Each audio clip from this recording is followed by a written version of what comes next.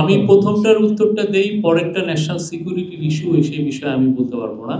প্রথমটার উত্তর হচ্ছে যে ওনারা বলেছেন ইনিশিয়াল সোলো যে ফ্লাইটগুলো হয়, ট্রেনিং ফ্লাইট, সেগুলো ঢাকার বাইরে, ওইটা করার মতো আমাদের সক্ষমতা আছে।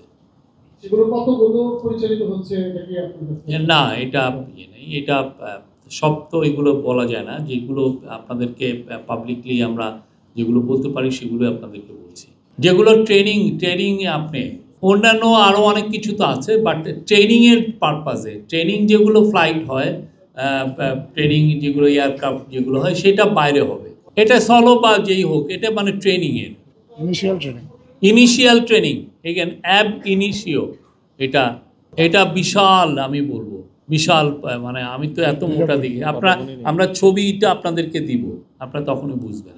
এই বিষয়ে কোনো আমরা দেখি নাই। তবে ওই যেটা হলো যে ফানেলের মধ্যে যেগুলো স্থাপনা আছে সেগুলো বিষয়ে সিভিল এভিয়েশন কে বলা হয়েছে এগুলো দেখার জন্য।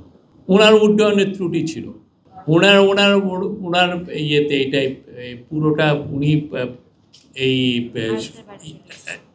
ইয়েকে নিয়ন্ত্রণ করতে পারে না, এটা তার আয়ত্তের বাইরে চলে যাচ্ছে পাইলটের ত্রুটির কারণে। এটা রাজুকের থেকে অনুমতি নেই, যখন অনুমতি নিয়েছে তখন উনি ওইটা হরিরামপুর ইউনিয়ন পরিষদের থেকে তারা অনুমতি নিয়েছে, সেটা আপনার রাজুককে এটা জিজ্ঞেস করবেন। আর চিফ অ্যাডভাইজার বলেছেন যে যাতে রাজুকের যেগুলো এরিয়া আছে সেখানে যাতে রাজুকের লটাই সবাই মেনে চলেন, সেটা ইনশিওর করতে হবে, যাতে যেমন সাভার এখন রাজুকের বৃহৎ রাজুক এরিয়ার মধ্যে পড়ে, যাতে যেহেতু রাজুকের তাদের এক্সপার্ট আছে, তারা বিএনবিসিকে তারা এনফোর্স করতে পারেন, কিন্তু অন্যান্য যারা যেমন কাঞ্চন বা তারাবো বা সাভারের পক্ষে, ওদের পক্ষে এই বিএনবিসিকে এনফোর্স করাটা অনেক ডিফিকাল্ট। তো এইখানে চিফ অ্যাডভাইজার বলেছেন যে এই জায়গাগুলোতে যাতে রাজুকের লটা সবাইকে ওভাররাইড করে, ওদের স্থানীয় সরকার যে আইন সেটাকে ওভাররাইড করে, সেটা কথা বলেছেন।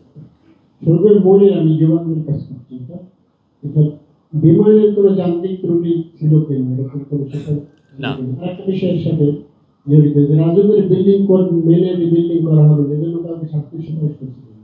এটা তো যখন এই কমিটিতে রাজুকের ইয়েও ছিলেন, তো এইরকম কোনো রিকমেন্ডেশন আমরা দেখি নাই। 33টা রিকমেন্ডেশন হয়েছে, তার মধ্যে 10টা প্রমিনেন্ট ছিল, সেটা নিয়ে ডিসকাশন হয়েছে। আজকে যমুনাতে চিফ অ্যাডভাইজারের নিকট lieutenant general Kamrul Hasan, PSO of the arm forces division, এবং উনি এই তদন্ত কমিটির প্রধান, উনি আজকে হ্যান্ডওভার করেছেন।